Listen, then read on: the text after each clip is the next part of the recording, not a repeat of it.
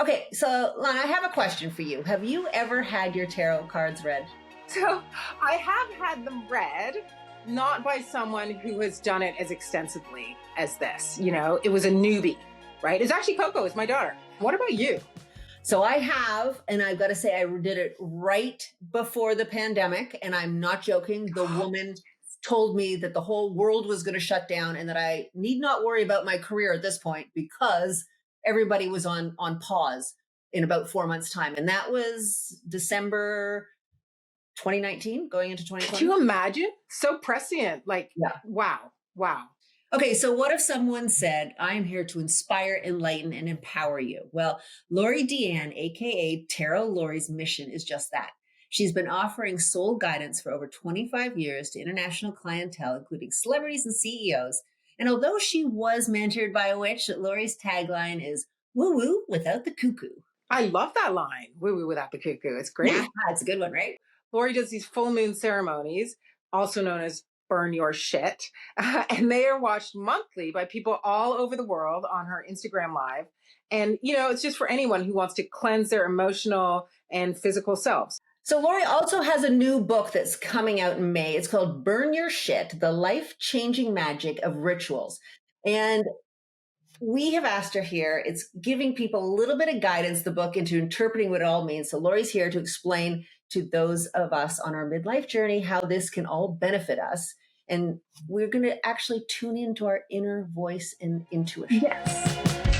What do we need to know? What do we need to know right now? What do we need to know right now? Well, hey there, it's okay. Cards everywhere. This card is some bullshit. It is reminding you to tell your inner critic to zip it. 3 of Cups, I mean, look at them. Oh my God, we're amazing. Cheers. Ooh, we've got the Tower. And this card is no joke. I mean, Kara's not messing around with this message, you guys. You better go out and have some fun. Hi, Lori. Thank you for joining us. I'm really excited. I got to say, we both love tarot. Well, thank you, first of all, for having me. I'm really excited to be here. And I am a professional tarot card reader. I have a communications degree and I did work in corporate settings, but I've, for almost 35 years now, always had tarot on the side. And then years ago, I made the leap and just kind of planted my freak flag and let it fly to do tarot full time. It's what I do. I work with clients around the world and I do one-on-one readings. I do speaking. I write books about rituals and tarot. So that's my gig. That's what I do. I love it.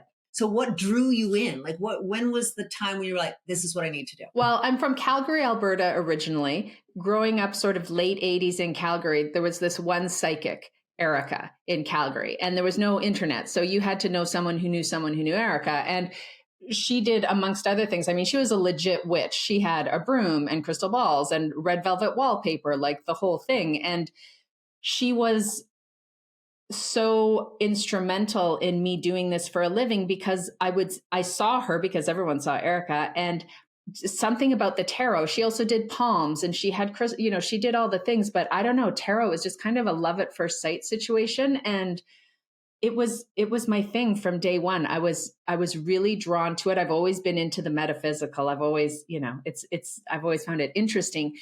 Tarot has been my ride or die for like 35 years. I've had my deck longer than I've had kids or a husband. What I love though is that you are, you were saying you started in communications, but this is still communication, it's just on a completely other level. I always say this, and it's true. I'm not just saying it. Tarot kept me from getting fired from at least 2 jobs because I'm a much better tarot reader than I am corporate strategist. So I would take my clients for lunch and give them tarot readings. That is, that's sort of how I got through. And and it's interesting because it's almost come full circle. I have started giving corporate clients readings. I've always done happy hour team building events, but actually getting a team on a Zoom call and we pull a card every month for the year of just kind of, here's almost like a tarot forecast for the upcoming year. And these corporations that do it have found it really beneficial and insightful, which blows my mind. I think it's great. So that brings up a good point, right? So you're pulling these cards, one for every month. And I'm really curious about what can you describe to people listening what the difference is between kind of this crystal ball predictive reading versus what you do? Right. So I always tell people straight up, I am not a fortune teller. I will not be saying, you're going to meet Bob at the Starbucks on Tuesday. That's not my thing. What I know, you have to pay extra for that. No. And, but we got to tip the barista. Yeah, right. But yeah. the reason that tarot cards, I do a card of the day every weekday morning on Instagram. Half the time when I'm posting it, I'm thinking, why am I even doing this? This is obviously my message. No one else is going to resonate with this. And I get DMs all day long. Oh my God, that's my card. How did you know I needed that? And the reason it can be so specifically random and randomly specific for everybody is that tarot cards, these 78 cards, they have different images on each one, but they are archetypes. These are pictorial archetypes that tap into the collective unconscious. Carl Jung was a big tarot freak. He loved tarot cards. And the stories behind each card reflect the human experience. And so that's why when I talk about a certain card, I could pull the same card for both of you and it will resonate for each of you in a very personal way, but I'm giving the same message to each of you. That's the magic of it. It's super cool. There seems to be this kind of consensus about people in their 50s and their 60s, and their lives are shifting and they're struggling with uncertainties and all this kind of stuff. Do you see a lot like common kind of themes and questions with these kind of clients who are in middle age? I'm 53 myself. And when I see women sort of like 45 to let's say 65, we're in that stage of, okay, it's my turn.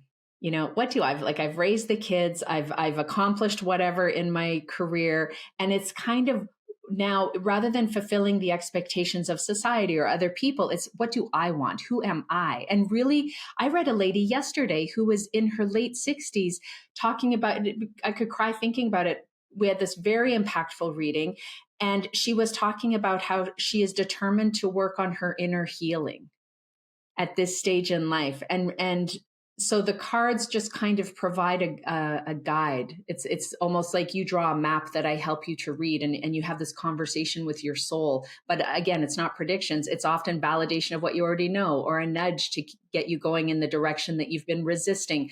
So I think women, we come into our power. We have grown into ourselves by this time. And so the cards often give you that push that you need to just birth that best version of you out into the world. Right.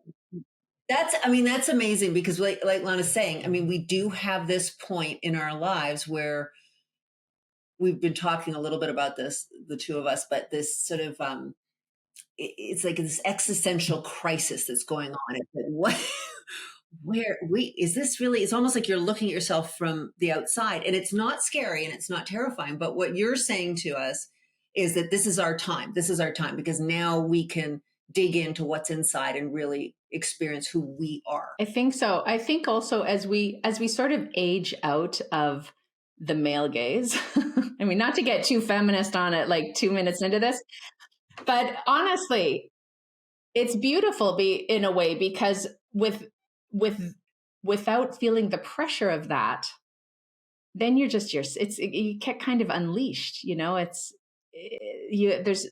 Oh, I like that. Unleashed. We're unleashed. Yeah, that's my word of the year. I always pick a different word every winter solstice. Because for me, the new year is more the winter solstice than the Gregorian calendar. And my word is unleashed. Yeah. Oh, it's fantastic. Fantastic. Gosh, you're speaking Lana's language. I know. Just every time anybody gives her any kind of license to let loose, she's just like, let me go. So what are the questions that come up a lot with, let's call it people on their midlife journey, right? What do you hear? What do you feel from them? Everyone wants to know about career. They want to know about romance. They want to know about health. They want to know about maybe moving, but they really just want to know that it's going to be okay. They want to be told it's going to be okay. And I always say, that's not how tarot works. Tarot's like homework. Tarot gives you breadcrumbs, gives you validation, gives you nudges.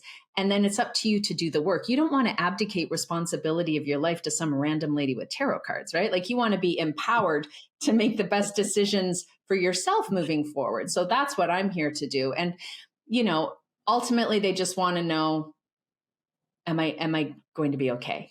Honestly. Okay. And then when you're reading people from other countries, halfway across the world, are there commonalities that you're seeing or hearing? Tarot really does show me how more alike we are than different. Everyone has issues with family members or is unsatisfied with their job or wondering if they are doing all that they are here to do in this life, wondering how they can better a relationship with a child or will they find love again? It's really a lot of commonalities. I've read people from Panama to Kenya to Kuwait to Norway. I mean, I read people all over the world. And also I do on Instagram Live every month on the full moon, I do a full moon fire ritual. And people join in from all over the world as well. So, and what's really cool is people will send me things that they're ready to release because full moons are all about releasing and letting go. So we harness those lunar vibes to give a little extra oomph to the ritual. And so people will send me things to burn on their behalf. Lori, I feel like you're hedging away from saying what you really call these rituals. So let's be honest here. What do you call these rituals once a month? Hi, everybody. We're burning our shit. But we're going to be burning our shit. Let's get ready to burn some shit. So my full moon ritual is called Burn Your Shit. And the book I'm publishing with Harper Collins in May is called Burn Your Shit, The Life-Changing Magic of Rituals. And what's interesting is when people send me stuff to burn, someone from Denmark will send me something and I'm reading it thinking, oh my God, it's like I wrote it. And then you're watching on your phone where you live thinking, oh, this is resonating with me deeply. It is as much our release as it is Denmark's release. It's this cathartic, empowering, just lightening that happens. It's beautiful. And it's this collective, it's a coven. Let's call it what it is. I did love it's how you say that, how you say how women need to get together and meet. Like even a book club can be a coven. For yourself, what have you learned to value most in doing tarot with, people from all over the world? I think I just have to always keep my mission in mind, which is inspire, empower, and enlighten. And I have learned over the years to not filter myself because I get weird little visuals or I'll get weird body sensations. I call them goosies when I get my goosebumps, or I legitimately, I'm showing you now for those listening, a huge thing of Tums because I get body sensations. So I'll just be like, oh, I don't like him. I need a Tums. I'm getting heartburn. Ugh. And I've learned to just not filter myself because if I'm worried about what someone else thinks of how I'm doing, then it isn't in their best interest. I'm not serving them. So I've really learned to, you have to put your ego aside and just give the message without worrying too much about how it will be received. And also I give readings to people in Japan. I do work with this metaphysical website in Japan, and they have translators in the readings. So readings, you have to be so succinct and get right to the nugget of the message so that it can be conveyed so we're not there for 5 hours, and so that it doesn't get lost in translation. Yeah, get lost in translation. So you have to just be really clear and get to the point. So, you have to know your stuff. I don't know. Does that answer your question? Yes, yeah, absolutely. It leads to another one though. So you're reading, you're doing these readings for people, but you also have to, I assume, give them some sense of a feeling of agency over themselves, right? The ability that they can now take what they have learned, apply it into their lives. So how do you work on that, or how? Well, if you want, I can share with you the little spiel I say at the beginning of every reading. I stare at the person awkwardly while I shuffle the deck to get their mojo in there. And then I put the cards in the spread, which is 12 cards in a circle, kind of like a clock. And we spend half of the time on the clock. The rest of the time we split between pulling more cards from the top and bottom. And then they can ask any questions they have at the end. And we leave questions until the end because what you come for a reading for is usually addressed in the reading. So with those 12 cards, I'll say, we're going to look at these cards in pairs across from one another. So the clock, we're looking at 12 with 6, 1 with 7, 2 with 8. As we go around the circle, it tells the story of you. But this is not fortune telling. It's not going to be, say goodbye to the dog or anything goofy like that. You have drawn me a map that I'm helping you to read. It's meant to inspire, empower, and enlighten. It's like getting a little peek behind the curtain to see what's going on energetically from now to 6 to 9 months out. And then what you choose to do with it is up to you because you have free will. So anyone ever claiming they're psychic who says you must do this on this day, that's ridiculous. So that's the Woo PSA that everybody gets. So they know what they're in for.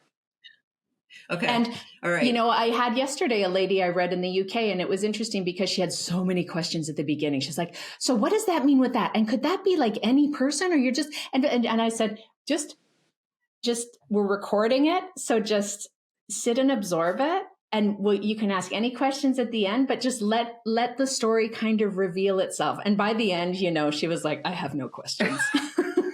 Wow. Message received. Yeah. I have so many questions, and I know Lana does too, but I guess we're both curious. Lana, you can correct me here, but we really want to know about this concept, rituals, how you see rituals, the importance of rituals, and how we can all bring rituals into our life to be more than just what we're doing. Because I think a lot of us have rituals we just don't realize we've got. 100%. We are all doing rituals, whether you're doing, the wave at the hockey game, blowing up birthday candles, meeting for book club. Rituals are the foundation. They're the cornerstone of humanity. That is what brought humankind together, living together in ritual. And my book goes into sort of the history of ritual as well. But rituals are also a key element of self-care. They're a tool of self-discovery. If you have a journaling practice every morning, that's a ritual. Light a candle, stick a crystal on your journal. Great. Zhuzh it up a bit, but you don't need that. I tell people with Burn Your Shit, you can have a fancy little cauldron and have all the candles lit and sage everything beforehand, or you can use your frying pan and a Bic lighter. It's still going to have, and I've done both, And turn off your fire detector. Yeah. I do suggest, I almost insist people be outside. If I can be outside in a Canadian winter, I'm out there every month, rain or shine. If I can do it, everyone can do it. Right. Don't be inside. I did that once. It didn't go well. But rituals are a way to learn about yourself. They are a pathway to healing. They're a pathway to connecting not only with the community around you, with yourself, with a higher power. Rituals are essential for grief, for birth, for life transitions, for celebrations. They are woven throughout our lives in ways we don't even realize. And when you do bring awareness to the impact they can have and the psychology and the science behind why they work, then you can really leverage them and have agency to elevate your life in ways that you maybe didn't think were possible. I love that. Lori, do you think, were you born with this talent? Because you're talking and I'm thinking, wow, she is really tuned into human beings, right? Because you're saying every reading is so interesting and different. Like, you obviously love your work. You have a passion for it. Is there anything in your background, your family, that has led you here? Did you grow up in this world? No, I grew up in Calgary, Alberta in the 1980s. Like, there's the one psychic for 100 miles. But I do have an Indigenous background. My mom is Indigenous. I belong to the Peguis band, and I do strongly believe that like the root of my magic can be found in that matrilineal lineage. I have always been very intrigued by the metaphysical. So I've always had an interest. I think everyone is psychic. Just some of us have the volume jacked up a little higher than others. And I've put in the work. I mean, the deck I have is 35 years old. It contains every reading I've ever done. So I'm very confident in my readings because I've done the work. Like, I know I'm really good at what I do. Do you take them out when you go out? Do you always have like a deck in your bag? And I mean, I wouldn't be like on the bus with the bus driver, like, hello, sir, would you like a tarot reading? It's not like that. I will I went to a friend, we were doing some little, wine and pottery thing the other night, and I'm going to have my cards with me, be like, ladies, let's pull a card, I'm not doing it at the cashier at the super, the store, but yeah, They would like you to. yeah, they would. My cards are usually, within reach. It would be weird if I didn't have them. For sure. That begs the question then, what have you learned about yourself from all of your readings? I learn something from every reading I do, honestly. And because also you develop a dialogue with your deck over time. And so the messages that come through each card have evolved over time for me, for sure. And it was important that the best thing that ever happened for me as a tarot reader is I moved and I lost the little book that comes with the deck. And this was, only a few years after I'd had the deck. And I was just like, oh no, what am I going to do now? Like, I'm screwed. I got nothing. And I had to rely on sort of my intuition / memory. And then by the time I found the book again, I realized I didn't really need it. And so it's that learning to trust myself. And I mean, there's a card here that I called the Brene Brown card. And I tell people to watch Call to Courage on Netflix every time they, whenever that card comes up. I have other cards. I have a friend who's a life coach who developed an exercise for me for the Devil card that I've been telling people to do for over a quarter century. And I keep telling them to do it because it works. So the cards have evolved, and they've evolved as I've evolved. I think they reflect my growth. And that's why there's a Brene Brown card, but also I can be reading. I once read this guy. He was an OPP officer, like a provincial police officer. And he was near retiring age. He'd been in there forever. And he was a very gruff guy. I didn't know why. He was desperate, obviously, to be getting a tarot card reading. And he got the Brene Brown card. I was like, you got to watch Call to Courage. And and I said, let me know if you think, oh, this was a waste of time. Like, let me know. I'd love to hear your thoughts on it. He reached out a week later to say he'd watched it twice, cried both times, was telling people at work to watch it. It's amazing how what I have picked up, I think that's what makes my readings different and special too, is that it's definitely not Tarot 101, which you can get online for free. It reflects the wisdom that I've picked up over the years, Right. Over 53 years of being human. Right. And I just share the stuff. And if it's some gruff old, provincial cop, and I'm thinking, I don't know, guy, I think you need some Brene Brown in your life. And I just sort of give that over, and he could watch it or not. We all need a little Brene. So in all of your readings through all of these years, decades now, what have you learned about people?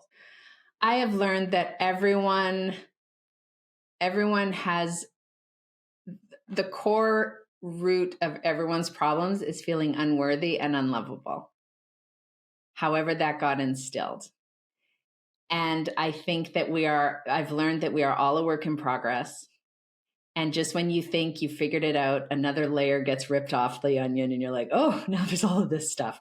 And what I've really learned recently, I got goosies just the last year, honestly, is that the whole cliche about it's not the destination, it's the journey that matters. It's not about the mess and the falling down and the getting back up and the stinky, snotty gack of it all. Like that's your purpose. Everyone wants to know their purpose. Your purpose is to live your life and to live it, with integrity, but also with honesty. Everyone always talks about authenticity. It's kind of overused a bit at this point, but it really is. Authenticity means me not trying to be Mystic Mandy at the psychic fair, and just, I'm a suburban mom who does tarot for people all over the world. Sure. I write that on the form at the dentist. Like that's, and by just being true to yourself and who you are, I think is what helps to heal those wounds of not feeling worthy or lovable. And that our life and everything we go through, that's your purpose. So what would be your 3 key tips for people to tune into their own spiritual or intuitive development? I think the first thing we need to do is get quiet. And that means to put away the phone, which easier said than done. I speak from experience. I'm great at telling people to do it, but it can be a struggle. But to take time for intentional mindfulness, even if it's just 3 intentional breaths, it doesn't have to be a 5-hour, guided meditation. So getting quiet and loving yourself in this moment as best you can, and be curious. Just be curious and open.